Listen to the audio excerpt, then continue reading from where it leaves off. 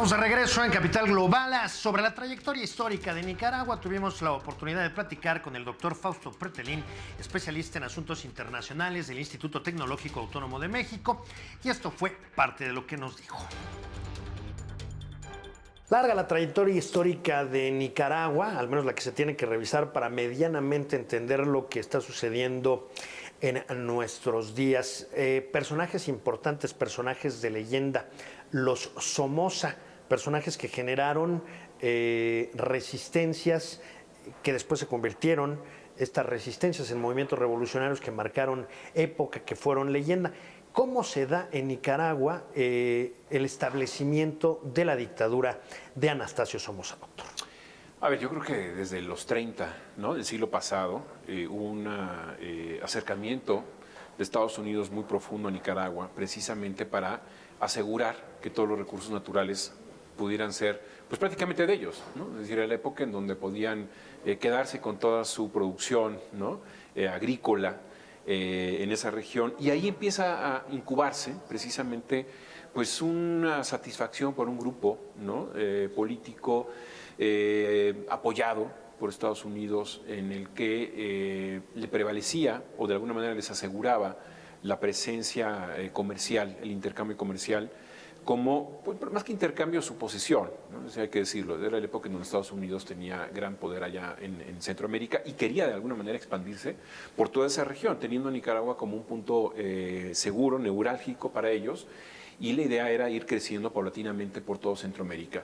Para eso hay que tener precisamente un chip de hace más de 100 años, en ese sentido de que era la época, ¿no?, de Estados Unidos donde controlaba el 100% esa región. Así surge, yo creo, ¿no? Es decir, es un momento... la época de la United Fruit Company, la época de la hegemonía absoluta, sí, en donde además se tenía una convicción plena del destino manifiesto, al menos en lo que tiene que ver con el hemisferio occidental, la doctrina Monroe, es decir, nosotros controlamos a plenitud esta área de influencia, con exclusión de los europeos, así en particular, sí, y de los soviéticos. Y había una clara connivencia o un claro acomodamiento político local nicaragüense con las peticiones de Estados Unidos, ¿no? Entonces, sí, Estados Unidos tenía como un protectorado, tenía como una expansión en Nicaragua de sus intereses económicos y regionales, hay que decirlo, no solamente por lo que significaba Nicaragua, sino también todo Centroamérica. Repito, era una concepción de un mundo totalmente distinto a lo que hoy tenemos, ¿no? Por eso nos parece un poco más absurdo pensar lo que estaba sucediendo en aquella época, y después ya vino precisamente un levantamiento armado, un levantamiento también con el Frente Sandinista para impedir que Estados Unidos pudiera quedarse en esa región y luchar en contra de ellos, ¿no? Por eso surge la dictadura, ¿no? Es decir, la dictadura... Y por eso es apoyada también, ¿no? Porque estamos hablando de una época en donde... bueno, Estados Unidos no tiene que elegir, digamos, entre democracia o dictadura, sino de pronto a veces se le plantea la elección entre tres opciones. Democracia, dictadura a favor de los intereses estadounidenses, sí, o un régimen marxista-leninista que se alineara del lado de la Unión Soviética dentro de lo que sería, al cabo de los años, la Guerra Fría, ¿no? Eso es fundamental. Yo creo que el tercer elemento que tú mencionas es claro, porque ve Estados Unidos que a raíz de estos levantamientos, estas guerrillas ideológicamente de izquierda, antiimperialistas, están de alguna manera asentándose en Centroamérica, en esa región, en Cuba, por supuesto, y de ahí vienen las respuestas, como tú mencionas en el caso 1 y 2, es decir, si una democracia siempre y cuando le convenga a Estados Unidos, demócratas pero sin votaciones, es decir, con el guiño de los Estados Unidos o con el visto bueno.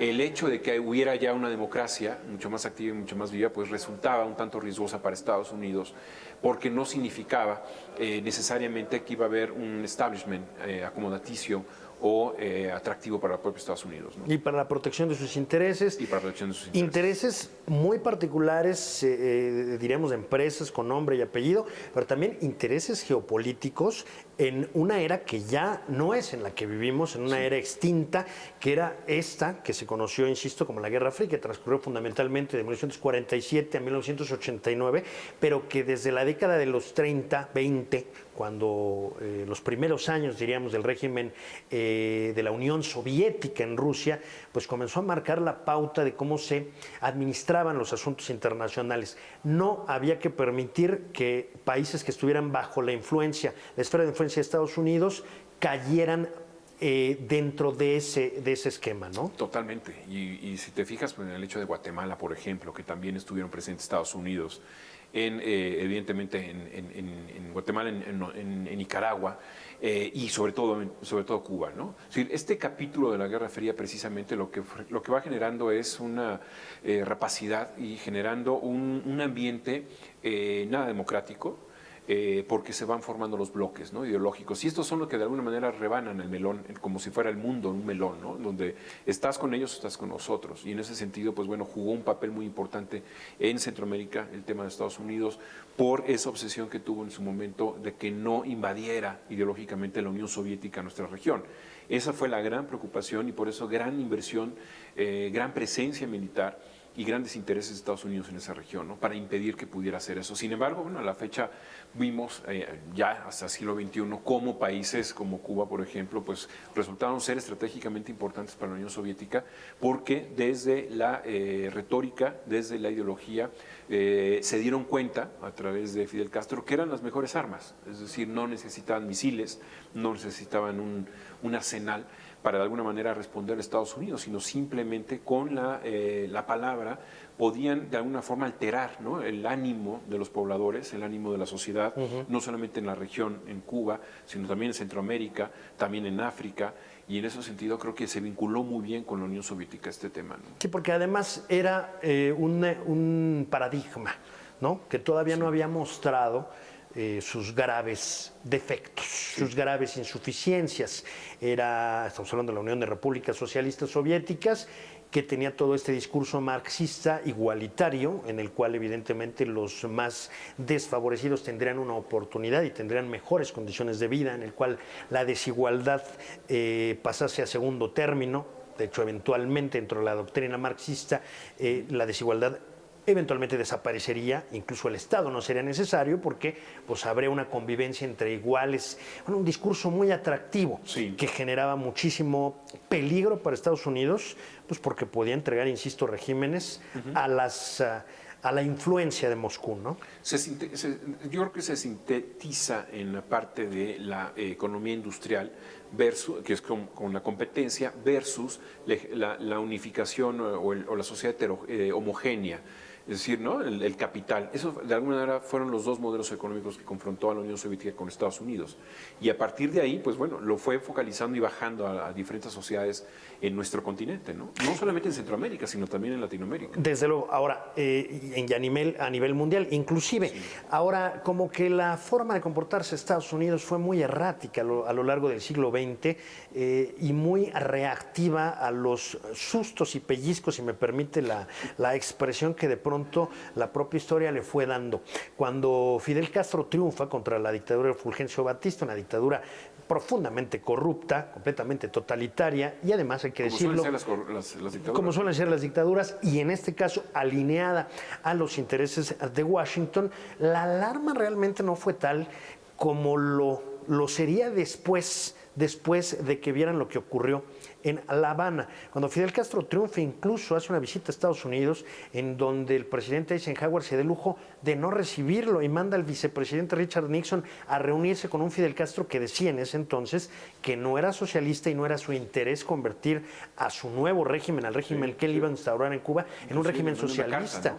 Sí, le manda una carta, hay como un desdén por parte de Washington, y quizá ese desdén obedezca también a que habían tenido éxito Estados Unidos en otro tipo de experiencias cuando se enfrentaron a regímenes que le resultaban incómodos. Estoy pensando, por ejemplo, en la Guatemala de Juan José Arévalo y Jacobo Arbenz, que, bueno, pues hubo todo un manejo de la CIA que se tradujo en la caída del gobierno de Jacobo Arbenz en Guatemala, ¿no? Entonces, como que en ese momento en Cuba, o en lo que tenía que ver con Cuba, dijeron, pues no hay problema, y si de pronto se nos sale del huacal, lo removemos como lo hemos hecho en otros casos, ¿no? Yo creo que de alguna forma esa miopía de que al ser una isla, al ser pues un país pequeño, era ideológicamente controlable y sobre todo en términos militares, ¿no? Es decir, no tenía ninguna preocupación por ese tema.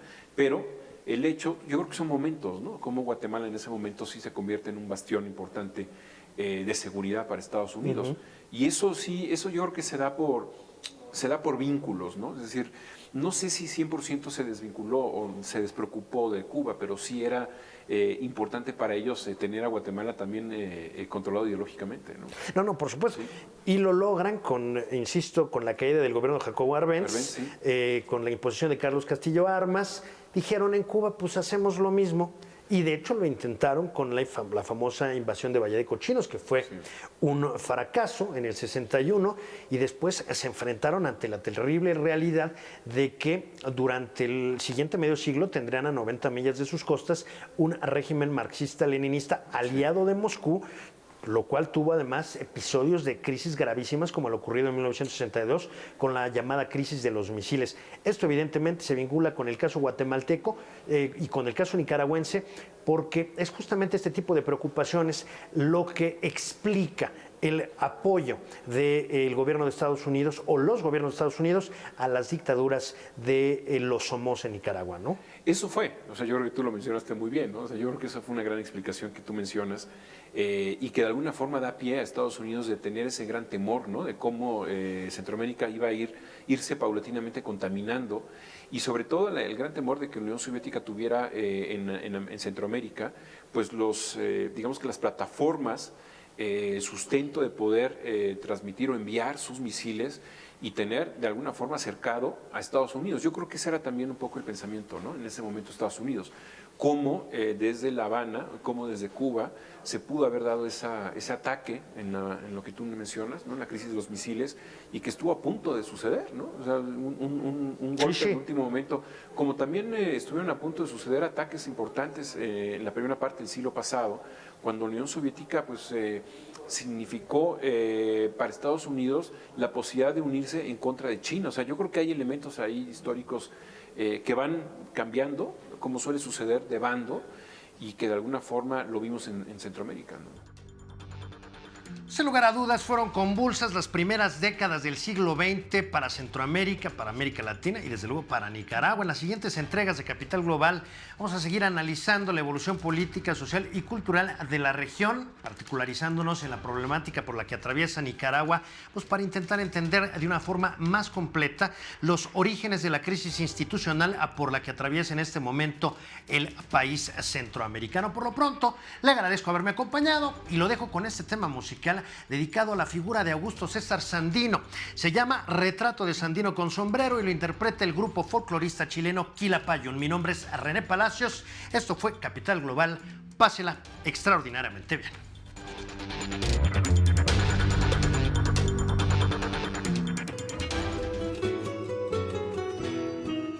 Cuentan que taciturno y oscuro, como tallado en madera, como fundido en volcán, era Sandino y que de lejos a veces se confundía con la quietud del breñal. Cuentan que se educó en la intemperie y que a las bestias del monte copió su forma